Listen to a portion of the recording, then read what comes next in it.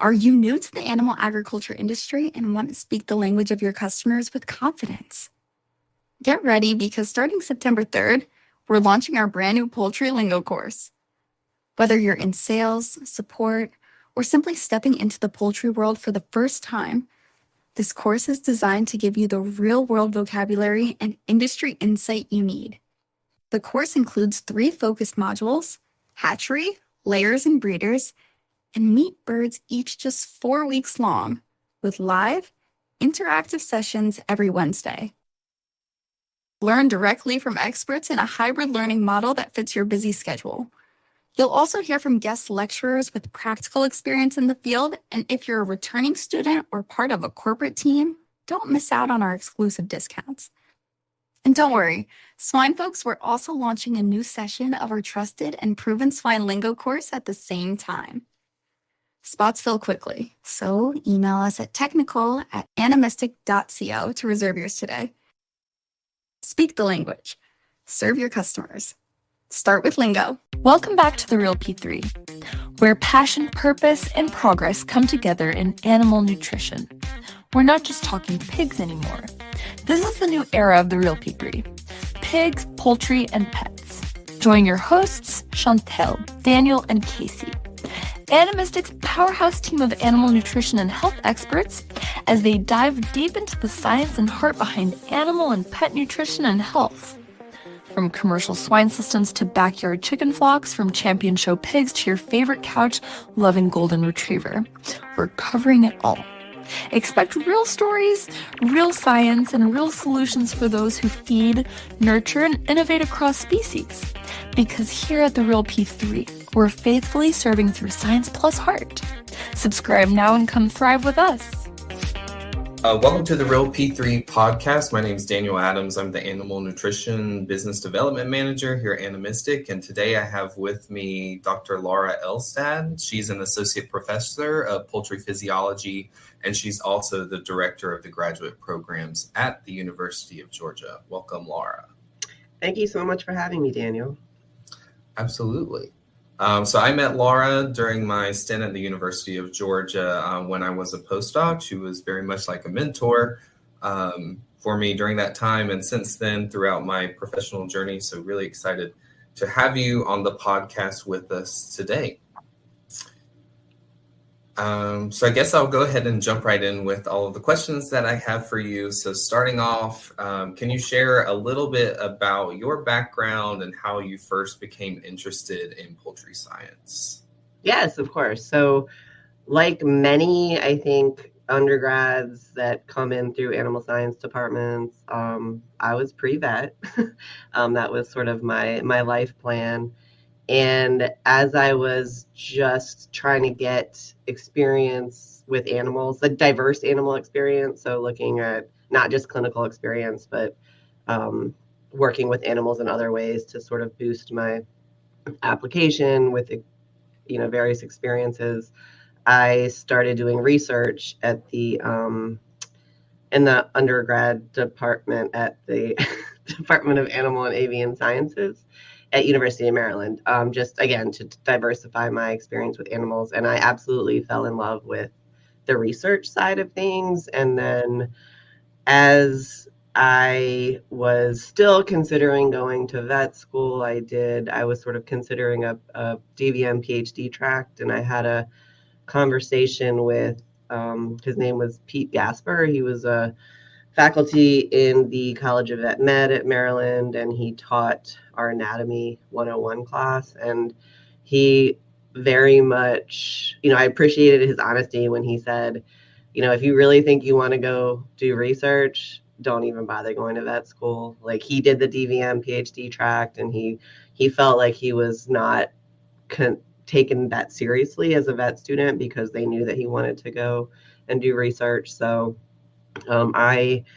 after thinking some more and getting some additional research experience, I sort of changed my tactic. And then I went to get my master's degree in the same department at the University of Maryland. And this was in fish, actually. It was in aquaculture nutrition. But the mentor that I went to work with, his name was Joe Soares. he had done a lot of his work prior to my joining his lab in laying hens, and looking at vitamin D. And he had just sort of recently pivoted into aquaculture, because it was kind of becoming a big industry in the state at the time. So I did some work with him in my master's degree, and then again, it was poultry nutrition, but it was more biochemistry. So I looked at digestive tract enzyme activity. And then after graduating, I went to work with Tom Porter in the University of Maryland as a lab technician. And I quickly decided that just working for someone else wasn't really going to do it for me. So I, during that time, then embarked on getting a PhD. And his lab, the focus of his lab was looking at pituitary gland development using embryonic chickens as a model for that. And so that was sort of how I first got into working with chickens per se. And I was there for working and PhDing part-time for almost 15 years, honestly, before I came to the University of Georgia. And so that was a really fantastic experience and kind of opened my eyes to the world of chickens and how they can be a powerful model for, general vertebrate developmental biology, but then also, obviously the things you can do are going to be directly applicable to the poultry industry as well. So now being at the University of Georgia, where the poultry industry is one of the top it is the top agricultural industry in the state, and one of the top industries altogether in the state. My research program has kind of shifted a little bit. I still do basic research, but I also always have the industry in mind with the types of questions that I'm asking. Cool. So looking back, what excites you the most about the path that you decided to take and the opportunities that it has created for you? So I'll be honest, like when I got my master's and then I was like, nah, I'm kind of done with research for a while. And then I went to work. And then again, as I mentioned before, I was sort of like, well, I kind of don't want to work for someone else telling me what to do for my whole life. So that's when I sort of went the PhD route. And so I think, I don't think I would ever be anywhere but academia. I mean, to be honest, I pretty much grew up in academia. I've never really worked anywhere except academia. But I like the freedom that I have in terms of the research questions I ask. I mean, there's responsibility to be able to fund my research program, but I also can pretty much direct the way I go with the types of questions I ask and the type of research I do. I like to tell people, which I didn't realize before I started as an assistant professor, I'm like basically self-employed, but with a safety net, right, of the university. So yes, I do have a supervisor, and obviously I have things I need to do working for the University of Georgia and the state of Georgia, but the day-to-day, I'm responsible for running my little microcosm of a lab and getting funding for that, and I can kind of take it in any direction that I choose. So I like that freedom, again, with the safety net. I really, really, really enjoy working with students, graduate students and undergrads as well. I do take that part of my job quite seriously, and I think it's probably the most important thing I do is to train the next generation of poultry scientists, or potentially poultry vets, depending on what students want to do. And really, this might sound like weird. And I do remember Joe Soares as my master's advisor telling me that he thought working at a university and working with students kind of kept him young in a way. And I thought it was an odd thing to say at a time because I was obviously young at that time, but now I'm not.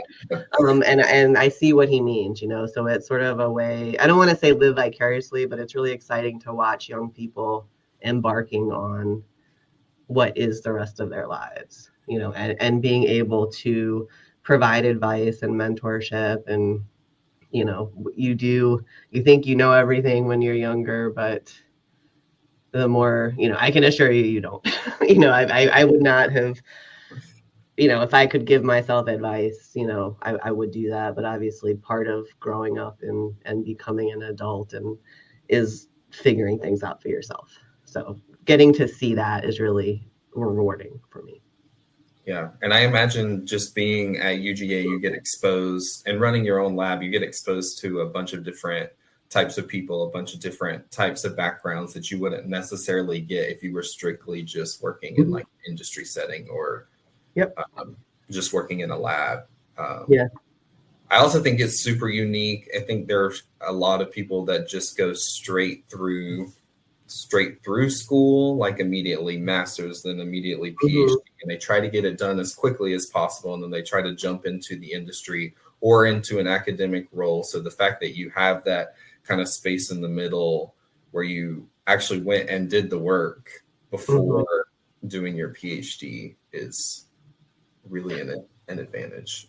Yeah, yes, I will say, I probably took the longest route possible between like finishing because I always, between every degree, like I got my undergrad, I actually didn't take that much time off between getting my undergrad and going back to get my master's. But then, I think I worked for 2 years before going back to get my PhD. And then I took a little bit longer because I wasn't a traditional grad student. I was sort of working in the lab at the same time.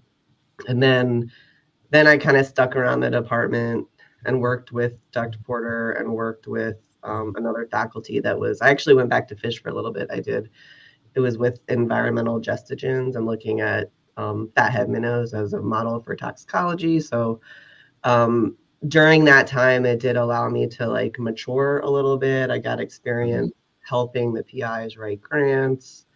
Tom was the department head at the time, so I was really involved in running the day-to-day of his lab. So, I do think there is an advantage to that has helped me be as successful as I've been able to be at the University of Georgia, because I was a little bit older, but I also just had the experience that it took. And so, I was like everybody else. I wanted to rush through everything, but then I do remember at some point, probably in the middle of my PhD, that I was just like, what's the rush? Like, I can still live while I'm doing this. Like, I had this mentality that I had to finish everything before I could start living my life, right? Yeah.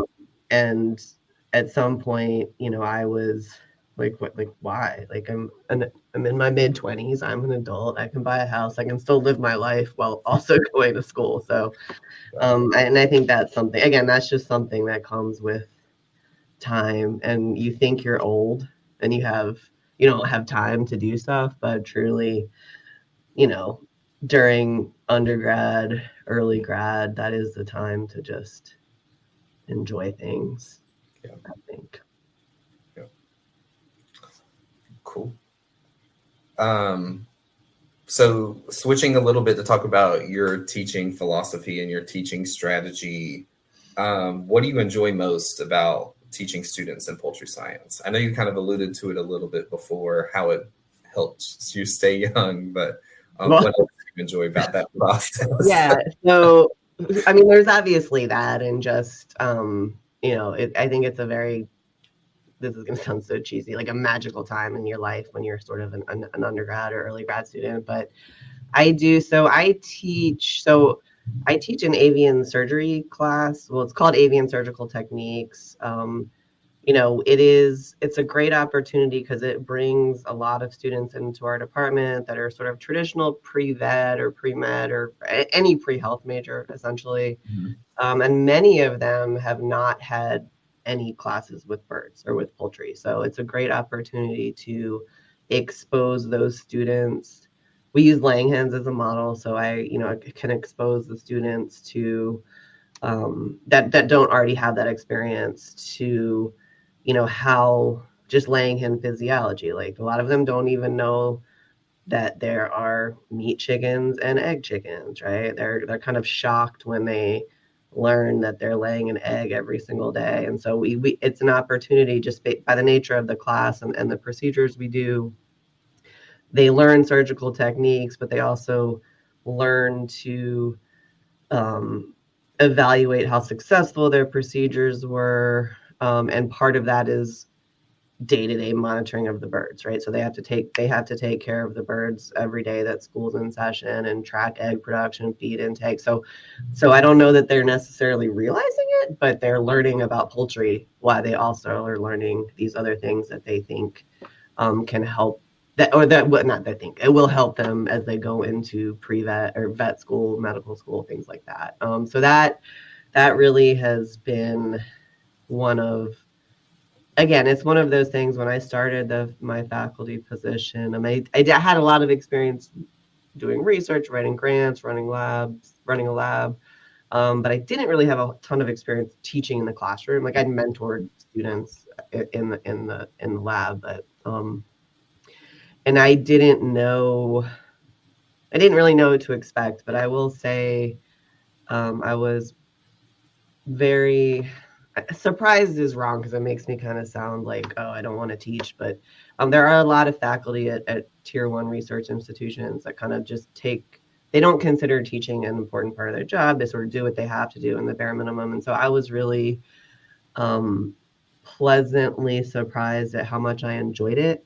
How much, I was teaching a surgery class without a veterinary background. So I had the opportunity to learn stuff, right? So that I could be able to teach it things that I wasn't trained in. So that was fun.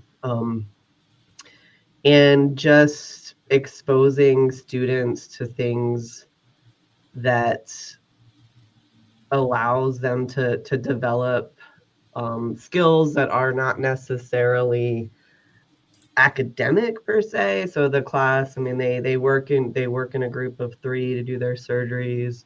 So they have to work together with teamwork. They have to communicate to make sure that they're checking their birds, and they're developing quote unquote soft skills that I think really will help them succeed in whatever they do. And that is something, again, that is just by nature. You teach content.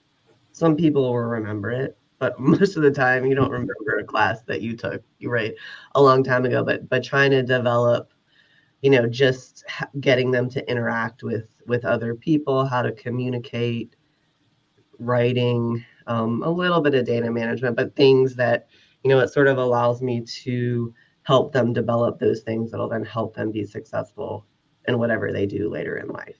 So that is something that again, I truly enjoy, and I think it's probably the most important thing that I do. Yeah. It's funny that you were talking about that. I hear a lot of people say things like, oh, I have to teach 2 classes this semester, but I'm really focused on like my research focus area.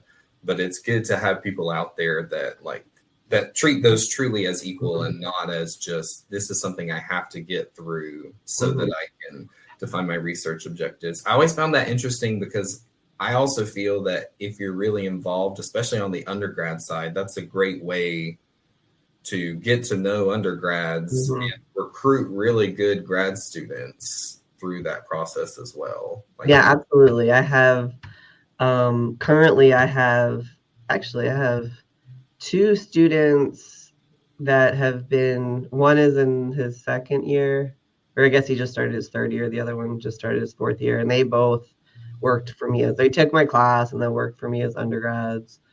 And then I actually just had a student that started, who she didn't do research with me, but she did take my class and then decided that she wanted to go back. So yeah, it is, because it's a good opportunity to get them experience, because again, like I have yet to flip someone. Actually Colin wanted to go to vet school, and then he started working as research and he decided to get a PhD.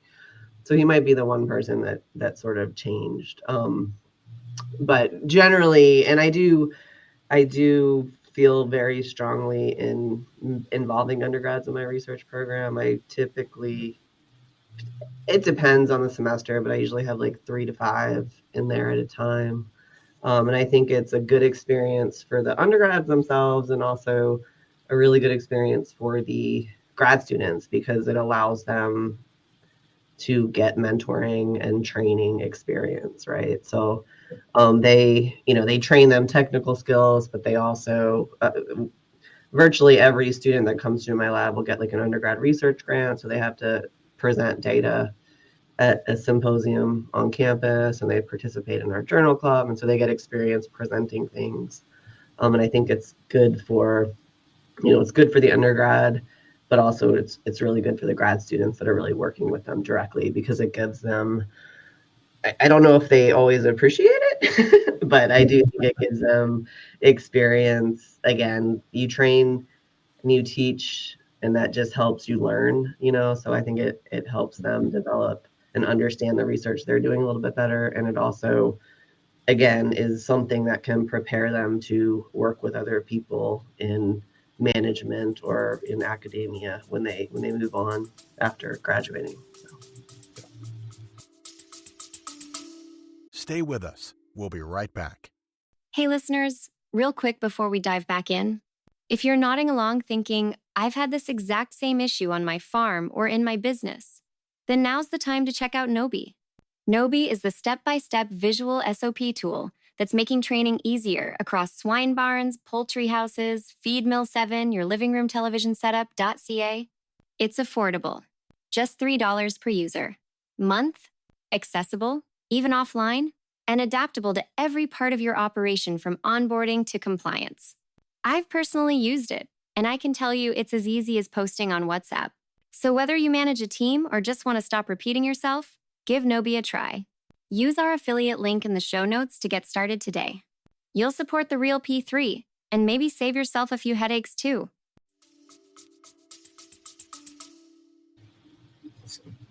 Well, could you tell us a little bit about kind of your current research program, what you're focused on, things that you're super proud of that you've accomplished since you started at the University of Georgia? Yeah, of course. So in like a big picture description, I think, of my research program is understanding the physiological basis of economically important traits in poultry. So we do experiments with broilers, and those have been focused on metabolic efficiency, physiological basis of feed conversion, and sort of why are some birds from the same line and raised in the same place more highly efficient than others. And so we found some pretty interesting results that, for me, being trained as an endocrinologist, it was, obviously I'm looking at the endocrine system, but we found some pretty interesting results with insulin-like growth factor binding proteins and insulin-like growth factor and signaling in muscle. And so we've done that. We've demonstrated potential involvement of that system using different models, whether it's feed efficiency, whether it's heat stress, birds that have differing growth rates because of genetic differences or feed intake, if you feed restrict them slightly. And so we do think that's an important system that is, for me, it's good. It's a good thing. It's completely really understudied in poultry and birds. So it's kind of a nice niche to have, because I can, it's kind of wide open, right? You're not trying to fit into an existing body of literature. And so we found some things that are consistent with mammalian systems and some that aren't. And then we do use cell culture in vitro models a lot to try to get at mechanisms behind some of the signaling mechanisms or nutrient uptake mechanisms related to growth efficiency in broilers. And so we culture cell lines and primary cells to do that. And then I also do a lot with laying hens, and that is primarily focused on looking at calcium and phosphorus homeostasis, and how, particularly in the last decade or 15 years, they've really started keeping birds longer in production systems, because it does, the more eggs a hen lays, the less cost per egg you have, right? Because you're not regenerating the flock as much. And they're not molting them and taking them out of production anymore. So they're really sort of expected in a lot of production systems to, lay eggs for or until like 100 weeks of age or slightly longer. But while they're able to do that, they've been selected to do that for persistency of lay. You have the traditional problems that come along with that are skeletal issues, osteoporosis, fractures, eggshell issues. And so you have both economic and welfare problems.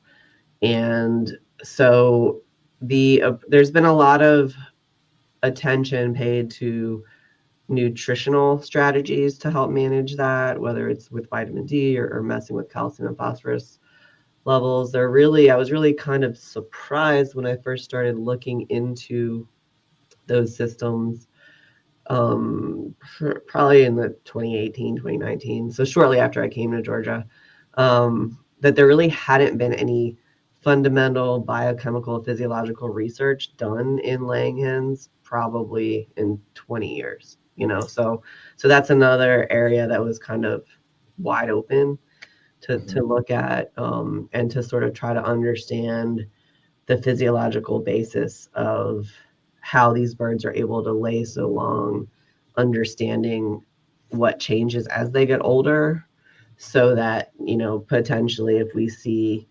disruption in, let's just say calcium transporter expression in the shell gland or something, Right. that is something that we could target in different ways to potentially try to help them maintain optimized calcium and phosphorus utilization efficiency for a longer period of time.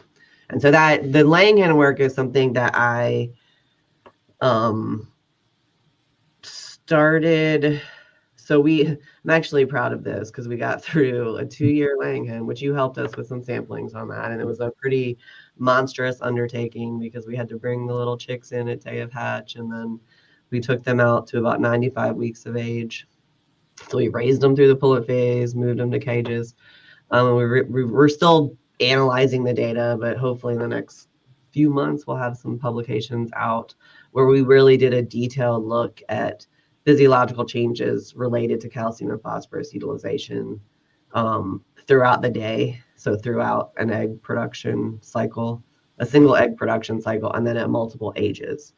So we really have an idea of what's changing, potential imbalances where those are occurring, so that we can help inform the industry, whether it's through targets for genetic selection, whether it's through targeted feeding, in terms of when is the best time to give them minerals or vitamin D or something like that to help the birds be able to maintain their egg production for longer in a healthier manner.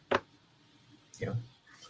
I don't know how much work you've done with alternative like rearing systems. Does any of that go crazy or change as you put birds outside, or birds have chance to move around? I'm sure it does, but it does. And that is something we're pushing the department to try to get aviary housing here. We don't currently have that for laying hens at the moment, although I think we're close to being able to find a place to put an aviary system. But yeah, that absolutely, because they're more active, they actually tend to have more fractures because they're moving around and banging into things more.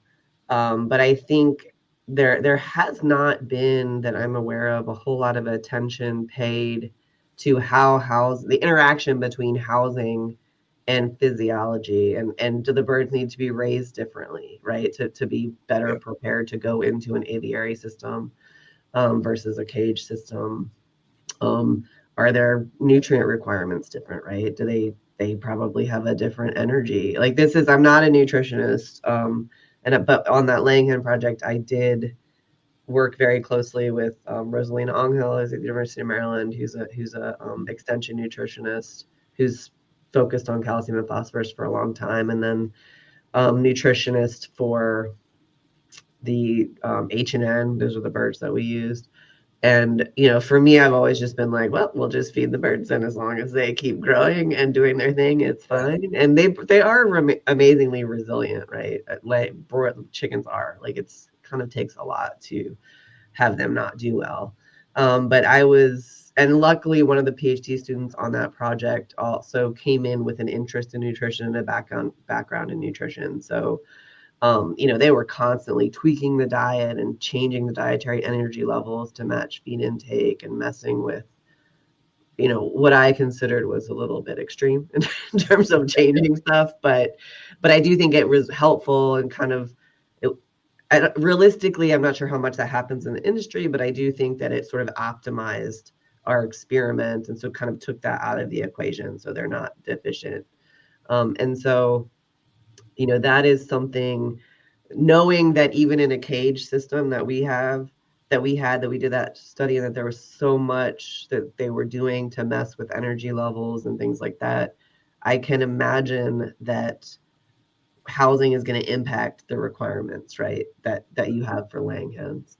So I haven't had the experience, the opportunity to do a ton of work with that, but I definitely am looking forward to us hoping to get a system or collaborating with other universities that do have systems. And then I have also embarked on a collaborative project with another faculty here and then someone at the ARS research facility in Athens that do a lot of work with pasture poultry. So we didn't do much this summer just because there was some uncertainty with where the continuation of the project. But last summer we ran a couple different lines, like a faster, heavier growing bird versus a lighter, slower growing bird in a pasture system.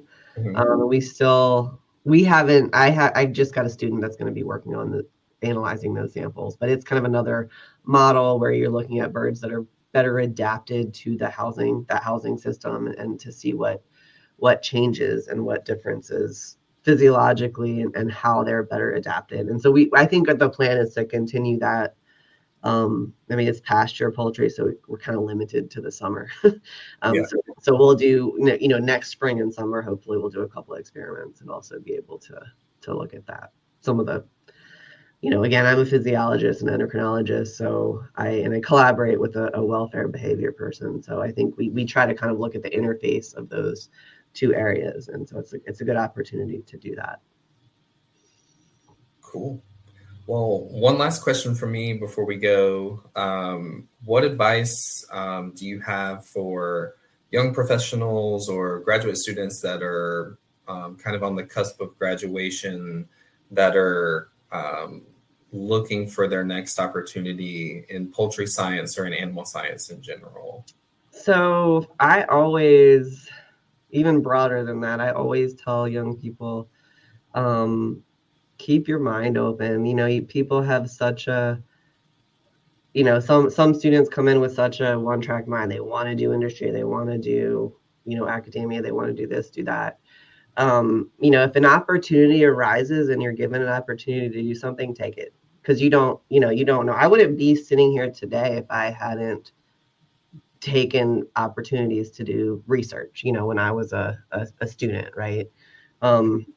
And so I sometimes, I do get students that come in and they're like, oh, I can do this, but I don't know if it doesn't, they don't think it fits exactly in their life plan. But at the end of the day, you do something for a year or two, you can always change course, and you never know the doors it's going to open to you. So again, keep an open mind, say yes more than no, just to get experience and soak that up, because this is the time. The older you get and the more kind of involved in a career you get, you sort of can get pigeonholed into something. And so, take opportunities that come and dive into them and experience them, as much as you can, to learn as much as you can and just get as much experience, meet as many people as you can.